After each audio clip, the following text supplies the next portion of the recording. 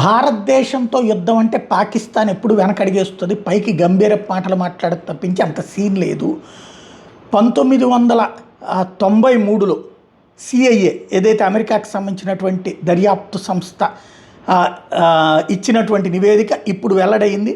పాల్గాం ఉగ్రదాడి తర్వాత భారత్ పాక్ మధ్యన ఉద్రిక్తత తారాస్థాయికి చేరిన నేపథ్యంలో భారత్ 36 గంటల్లో తమ మీద దాడి చేస్తుంటూ పక్కన పాకిస్తాన్ మంత్రి అతావుల్లా తరార్ చెప్తుండటం, ఈ పరిస్థితుల్లో 1993లో భారత్ పాక్ సంబంధాల మీద అమెరికా నిఘా సంస్థతో రహస్య అంచనాలు ప్రచురించింది.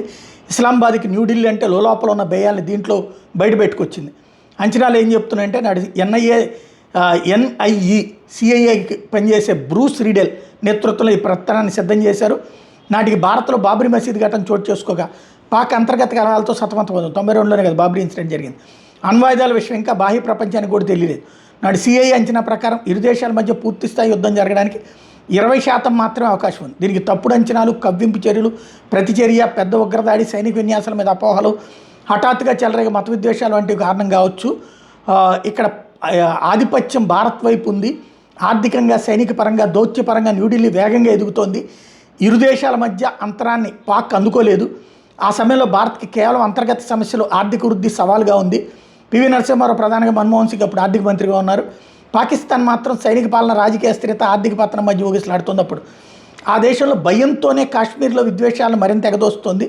ఈ పత్రం కేవలం సిఐఏ మాత్రం విశ్లేషించకుండా వైట్ హౌస్, విదేశాంగ శాఖ బ్రీఫింగ్స్ ఇచ్చేందుకు కూడా వినియోగిస్తుంటారు. బిల్ క్లింటన్ హయాం నుంచి దక్షిణాసియాకి ప్రాధాన్యం పెరగడం, 2000 సంవత్సరాలు ఆయనే స్వయంగా భారత్లో పర్యటించడం, నాడు కాశ్మీర్లోని చెత్తి సింగ్ పోరాలో ఉగ్రదాడి జరగడం, 35 మంది గ్రామీణ సిక్కులను ఉగ్రవాదులు పొట్టన పెట్టుకున్నటువంటి అంశాల నేపథ్యంలో అప్పుడు ఇచ్చిన నివేదిక ఇప్పుడు వెలుగులోకి వచ్చింది.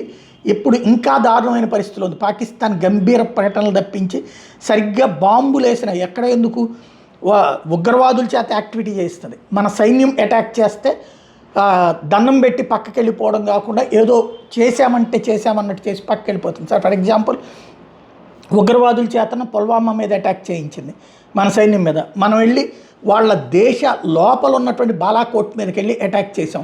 యుద్ధ విమానాలతో చేసి వచ్చాం. దాంతో యుద్ధ విమానాలతో వెంటపడ్డట్టు చేసింది. కానీ మన సరిహద్దు దాటడానికి భయపడి వచ్చింది. రెండో రోజున ఎవరు లేని ప్రదేశం దగ్గరకు వచ్చేసి 2 బాంబులు వేసింది.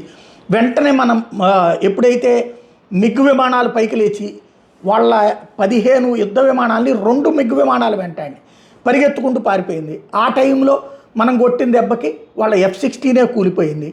అభినందన పట్టుబడగానే దాన్ని అడ్డం పెట్టి నాటకాడదాం అనుకుంది. కానీ మిస్సైళ్ళన్నీ ఎక్కుపెట్టేటప్పటికి సచ్చినట్టు 2వ రోజుకల్లా దిగొచ్చి తీసుకొచ్చి ఇచ్చింది. అప్పుడే తెలిసింది పాకిస్తాన్ బతుకేంటో ప్రపంచానికి. ఇప్పుడు కూడా తెలుస్తోంది పాకిస్తాన్ ఎంత వణికి చస్తోంది అన్నటువంటిది.